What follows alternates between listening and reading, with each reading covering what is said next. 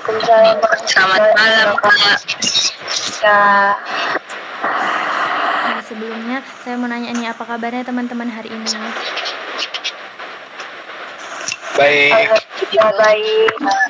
Alhamdulillah, semoga selalu sehat dan tetap sehat ya teman-teman. Sebelumnya saya ingin mengucapkan terima kasih karena teman-teman sudah mau meluangkan waktunya untuk hadir dalam kegiatan bimbingan kelompok kita pada malam hari ini. Nah, sebelum kita memulai kegiatan kita pada hari ini, alangkah baiknya kita berdoa untuk memberikan kegiatan kita ini kelancaran. Untuk teman-teman, ada ingin memimpin doa?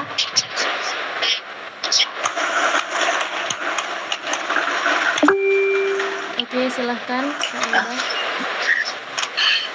Oke teman-teman, sebelum kita memulai kegiatan kita pada hari ini, ada baiknya kita berdoa terlebih dahulu menurut agama dan kepercayaan kita masing-masing.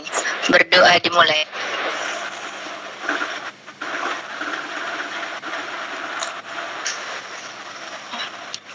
Berdoa selesai. Baik, terima kasih kepada Kak Roida yang sudah mau memimpin doa. Kemudian sebelumnya teman-teman ini ada yang udah pernah belum mengikuti bimbingan kelompok? Belum, Kak. Belum, Kak.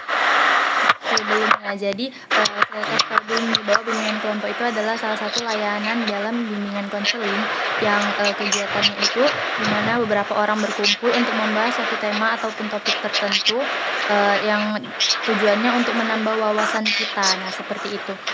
Kemudian topik kita pada hari ini adalah tidak berdaya. Jadi tidak berdaya ini pastinya teman-teman sudah tahu ya, kayak ketidakmampuan kita untuk ngapa-ngapain gitu kan. Jadi ya udah nggak berdaya aja gitu.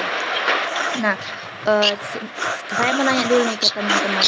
Menurut teman-teman nih, apa sih faktor penyebab dari seseorang itu menjadi tidak berdaya gitu? Adakah dari teman-teman yang ingin mengungkapkan pendapatnya?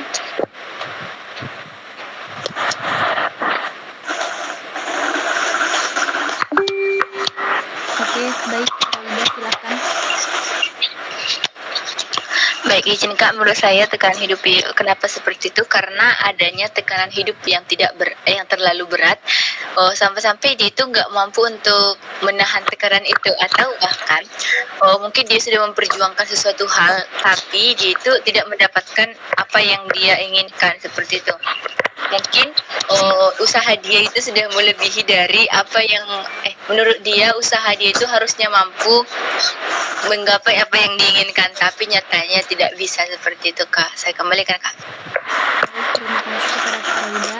Untuk teman-teman yang lain, adakah yang ingin memberikan pendapatnya? Silakan Bang Willy. Oke, terima kasih buat Kak Pika. Faktor penyebabnya itu bisa karena kurangnya dukungan sosial, Kak. Bisa karena ketiadaan dukungan dari keluarga, teman, ataupun lingkungan yang dapat memperburuk perasaan terrealisasi dan tidak berdaya, terutama setelah kita mengalami itu kejadian yang menakutkan atau menyakitkan, Kak. Jadi karena kita udah pernah mengalami di masa lalu ataupun pernah kejadian menakutkan itu, gak ada dukungan dari orang tua ataupun teman terdekat kita. Sekian, Kak. Baik, terima kasih kepada Bang Willy. Untuk teman-teman yang lain, adakah yang ingin menambahkan? Saya, Kak. Silakan. Menurut saya untuk faktor penyebabnya mungkin karena adanya kegagalan atau pengalaman yang buruk nih yang udah kita alami, yang membuat kita itu jadi minder atau kehilangan rasa percaya diri pada diri kita, Kak. Baik, terima kasih untuk Itu aja, Kak. Baik, terima kasih untuk kakak dan abang yang sudah memberikan pendapatnya.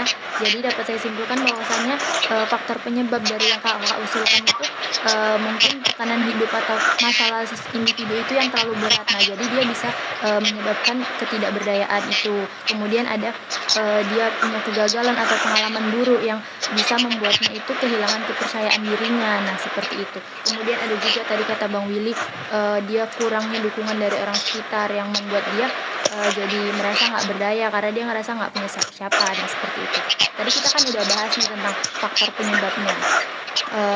Saya mau dong teman-teman untuk mengungkapkan apa sih dampak dari tidak berdaya ini menurut teman-teman. Boleh teman-teman mengusulkan pendapatnya dengan raise hand ataupun Kak. silahkan Kak Dinda. Mungkin kayak yang udah saya sampaikan tadi, faktor penyebab kan Kak, bisa hilang rasa percaya diri, bisa ini kan. Terus dampaknya menurut saya diri kita bakalan nutup diri nih ke orang lain, atau menjauh nih dari orang lain karena merasa kayak aku gagal, aku nggak bisa gitu. Jadi kita jadi nutup diri ke lingkungan sosial kita gitu Pak. Baik, terima kasih kepada Kak Dinda. Mungkin ada tambahan dari teman-teman yang lain. Boleh dengan raise hand atau bersuara ya Bang Kak. Soalnya ini agak nggak terlihat kameranya. Saya Kak. Baik Bang Willy. Untuk dampak sih mungkin bisa dampak psikologis ya Kak. Jadi dapat memicu depresi, kecemasan, gangguan tidur, dan juga kesulitan berkonsentrasi tentunya, dan dampaknya itu mengganggu keseharian kita. Sekian Kak. Baik, terima kasih kepada Bang Willy. Jadi dapat saya simpulkan dari kakak dan abang bahwasannya dampaknya itu hubungan dengan orang itu jadi kayak mana ya, jadi renggang karena dia menutup diri, karena dia merasa nggak berdaya. Nah gitu, kemudian dia bisa kehilangan semangat ataupun motivasinya gitu untuk melakukan hal-hal yang lainnya. Nah kemudian tadi kan kita sudah bahas faktor dan dampak gitu kan. Nah kemudian apa sih solusi dari topik kita yang lagi kita bahas, yaitu tidak berdaya? Jadi menurut teman-teman apa sih solusi yang dapat dilakukan seperti itu?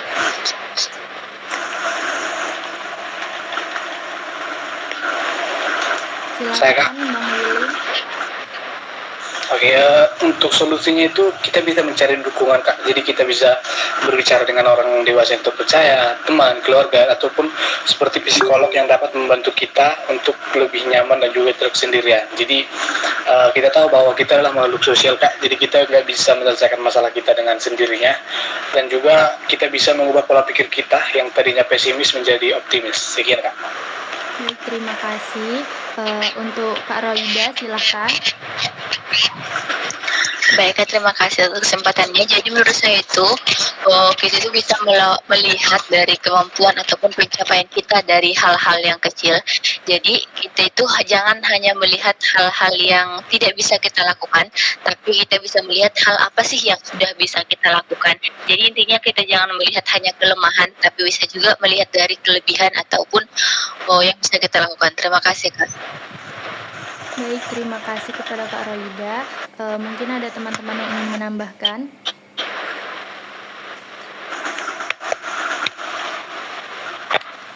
Saya Kak. Baik, silahkan Kak Dinda. Mungkin solusi yang bisa kita terapkan juga, kita bisa melakukan aktivitas-aktivitas yang positif, kayak melakukan olahraga ringan, hobi atau relaksasi yang bisa buat diri kita itu tenang gitu, dan juga terlarut dalam pikiran yang negatif gitu Kak. Baik, terima kasih kepada kakak dan abang yang sudah membagikan pendapatnya gitu. Jadi dapat saya simpulkan dari solusi kakak dan abang-abang ini bahwasannya bisa dengan sharing gitu kan, cerita ataupun berbagi apa yang sedang dirasakan gitu kepada orang-orang yang dipercaya, seperti contohnya psikolog atau konselor dan lain sebagainya. Nah kemudian bisa juga dengan kita tuh fokus pada hal-hal kecil yang udah kita capai sebelumnya gitu. Nah jadi dengan itu kita bakalan ngerasa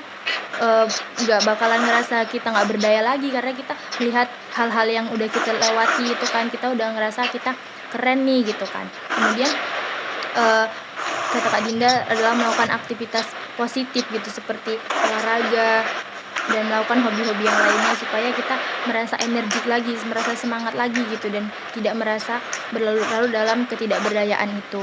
Nah, baik, terima kasih kepada teman-teman yang sudah memberikan pendapatnya. Kemudian tadi kan kita sudah bahas sampai ke solusi, kemudian komitmen dari pembahasan kita tadi nih. Komitmen apa sih yang bakal teman-teman lakuin gitu? Boleh dong satu orang dari teman-teman memberikan komitmennya.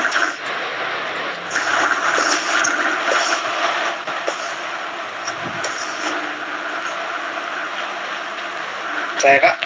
Silahkan Bang. Oke, untuk komitmen saya sendiri yang tumbuh setelah membahas pembahasan ini itu adalah mari kita untuk lebih percaya diri, ataupun mari kita lebih care kepada diri kita untuk jangan tidak berdaya lagi, ataupun kita bisa jangan menganggap bahwa kita bisa menyelesaikan masalah kita dengan sendirinya. Mari lebih terbuka terhadap orang tua kita ataupun teman-teman kita. Dan ya, sekian Kak.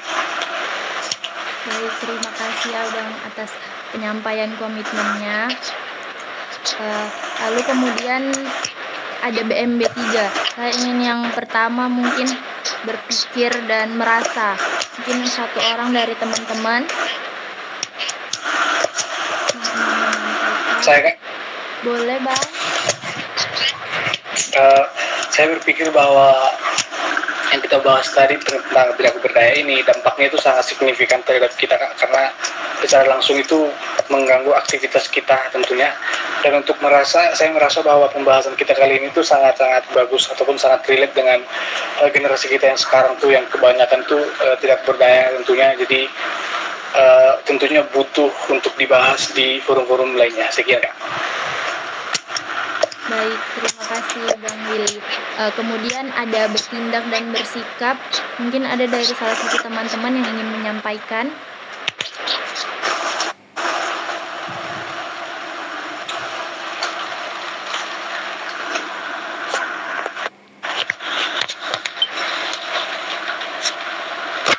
Mungkin Kak Dinda ingin menyampaikan. Baik Kak, mungkin kalau ditanya untuk bertindak dan bersikap itu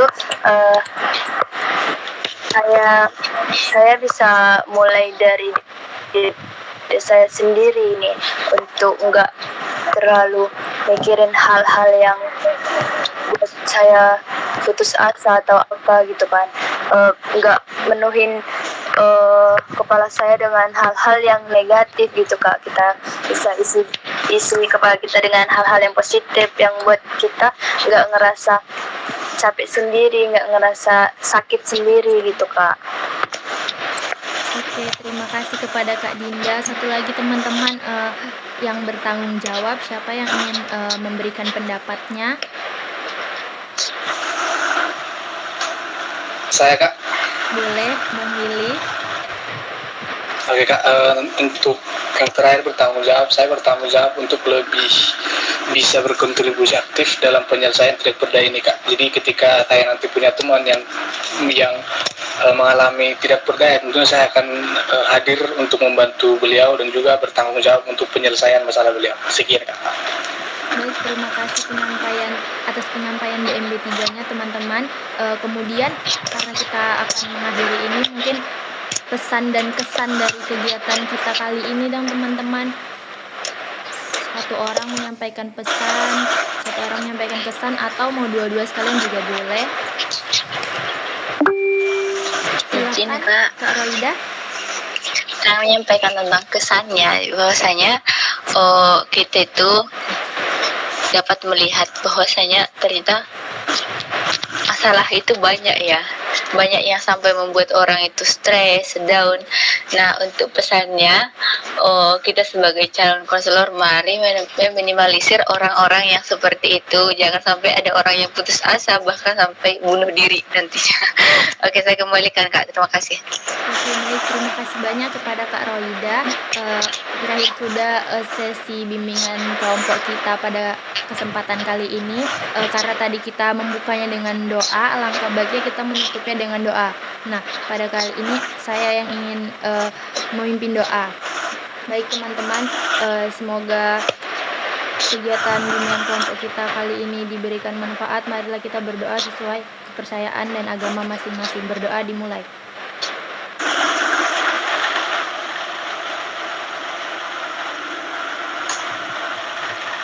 Berdoa selesai. Terima kasih teman-teman atas kesempatannya. Assalamualaikum warahmatullahi wabarakatuh. Selamat malam Waalaikumsalam teman-teman. warahmatullahi wabarakatuh. Selamat malam. Terima kasih. Terima kasih.